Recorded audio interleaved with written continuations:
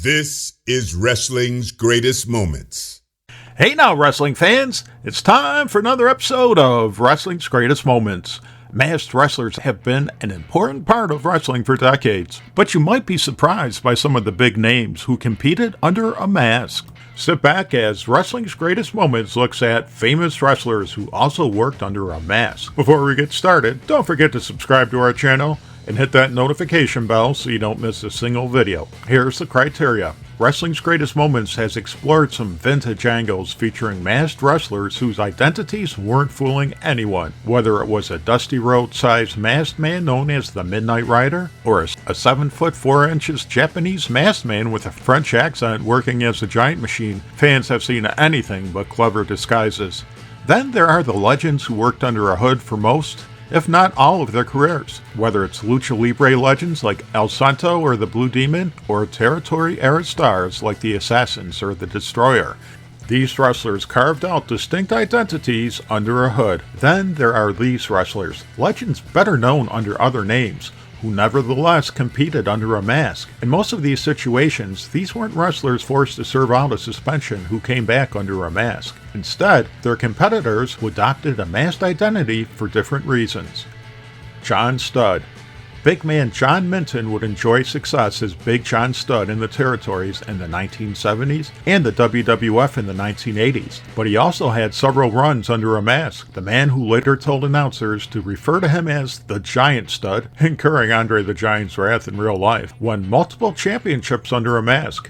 Ironically, his only WWF title as John Studd would be his Royal Rumble win. Studd worked as Captain USA in Big Time Wrestling. There, he held the promotion's NWA American Heavyweight Championship and the NWA Texas Tag Team Championship with Bull Ramos. Studd also competed in Jim Crockett Promotions as Masked Superstar No. 2, winning the Mid-Atlantic Tag Team Championship with the Masked Superstar.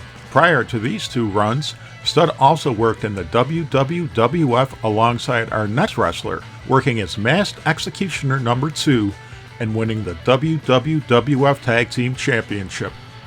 Killer Kowalski.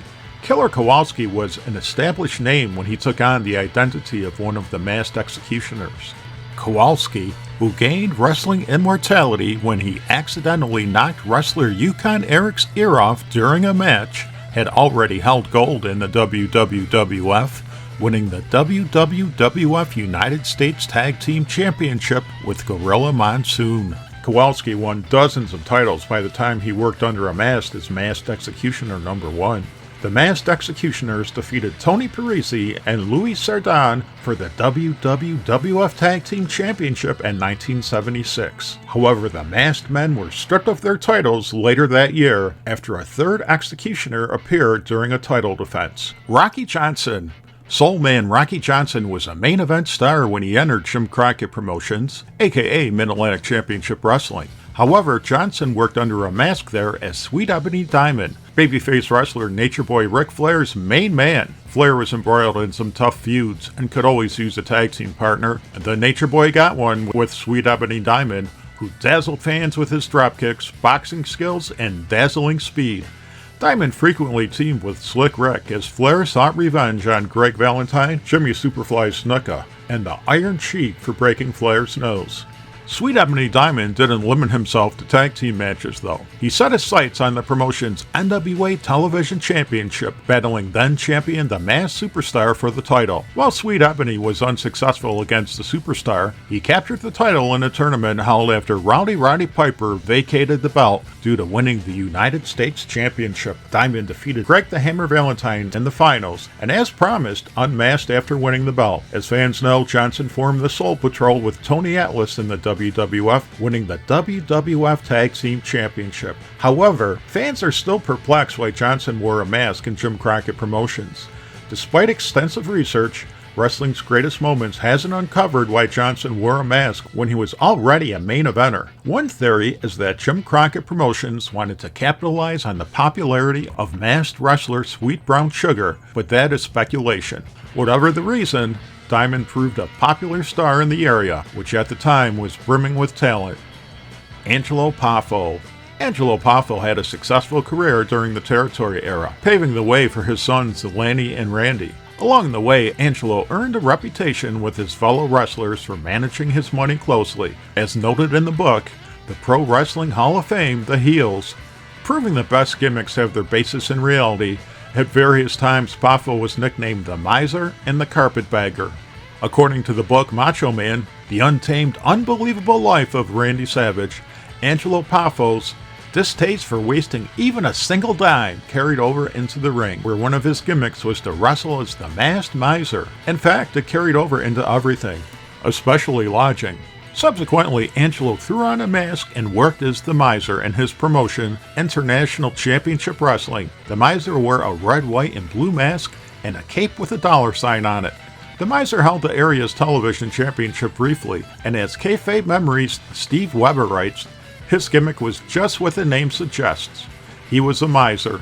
When he was fined for hitting a referee, he counted the money from a cigar box. Poffo also worked under a mask as the Carpetbagger in Canada's Atlantic Grand Prix Wrestling. Roddy Piper. Given the incredible amount of heat that Roddy Piper generated during his career, it's understandable why he'd want to wear a mask and avoid crazed fans looking to get revenge on him in the parking lot for actions that he took in the ring. However, that wasn't the case when the Rowdy Scott competed in NWA Hollywood as the Masked Canadian. According to the biography, Rowdy, the Roddy Piper story, Piper had lost several loser leave town matches to the Guerreros, who he was feuding with, and the fans wouldn't stand for him returning after only a few months absent. Instead, the promotion had Piper don a mask. Come November, he appeared in a red and white mask and a white shirt with long red sleeves that read Canada across the back over a red maple leaf as the Canadian, sometimes the Masked Canadian. With Black Gordman managing him, Piper learned to adapt to the challenges of wearing a mask. When you wear a mask, facial's gone. You gotta learn a whole different way to get over and a whole different way to sell. The Masked Canadian defeated Chavo Guerrero for the promotion's NWA America's Heavyweight Championship, and went on to hold the title twice as the Masked Canadian. Although Hot Rod's career was still growing, this stint as a masked wrestler showed he was versatile. Bruiser Brody. The idea of Bruiser Brody wearing a mask may seem unnecessary, but that's exactly what happened in Fritz von Erich's World Class Wrestling Association, when Bruiser worked as Red River Jack. In Bruiser's case, it was another instance where a wrestler lost a loser leaves town match, and a friend, who mysteriously resembled Brody, took up his cause. As Gary Hart tells the story, Red River Jack was a personal friend of Bruiser Brody.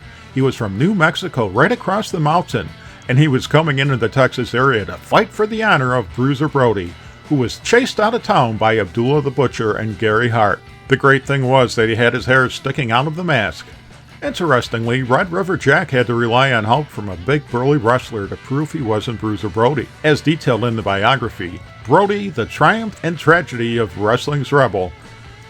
Once, though, to prove to the heels like Abdullah, John Nord, and Hart that Brody wasn't Jack, Frank had a big burly youngster wear the mask as Red River Jack, and then Brody came out too.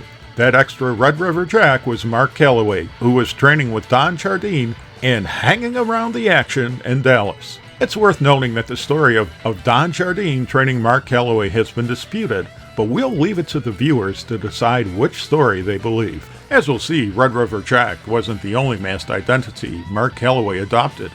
The Undertaker. Another wrestler who never lacked for masked identities was Mark Calloway, aka future WWE icon The Undertaker, who competed in the World Class Wrestling Association as a stand-in for Red River Jack. While there have been different stories about just when Calloway began wrestling in Texas, he eventually worked in World Class as the masked wrestler Texas Red. Calloway also competed in the United States Wrestling Association as the Punisher, a masked man who quickly rose to the top, defeating Jerry the King Lawler for the promotion's world title. Calloway also worked in World Class as the Punisher, part of the journey that eventually led to Calloway's lasting success in the WWF as The Undertaker. Kane. Glen Jacobs, aka future WWF superstar Kane, had early masked identities that became an important part of his road to the top in the WWF, since his Kane character began as a masked wrestler. The future Kane worked in Puerto Rico as Doomsday, a hockey mask-wearing character. Jacobs later worked in Jim Cornette's Smoky Mountain Wrestling as Unabomb, who wore a mask to the ring but took it off during matches. But according to Jacobs, the name promoter Jim Cornette gave him had nothing to do with a real-life Unabomber. Cornette dubbed me Unabomb, which was not a reference to Ted Kaczynski, the domestic terrorist who had sent explosive packages to innocent people in the mail, and became known as the Unabomber. Cornette chose the name simply because he thought it sounded cool. As fans know, Glen Jacobs worked several gimmicks before his best-known one, Kane. Sergeant Slaughter. Like many of the other wrestlers on our list, Bob Remus worked his way through different gimmicks before finding lasting success. The man who became Sergeant Slaughter also worked as one of several wrestlers to don a mask and take the name the Super Destroyer. In Remus's case, he became Super Destroyer Mark II, enjoying some success in the American Wrestling Association. This wasn't Remus's first time under a hood though, as he worked as the Executioner in Georgia Championship Wrestling. What do you think of these famous wrestlers who also worked under a mask? Did we miss any? Share your thoughts in the comment section, and let us know if there are any videos you'd like Wrestling's Greatest Moments to cover. In the meantime, subscribe to our channel, follow us on X and Instagram, and spread the good news about Wrestling's Greatest Moments, the channel that celebrates the squared circle.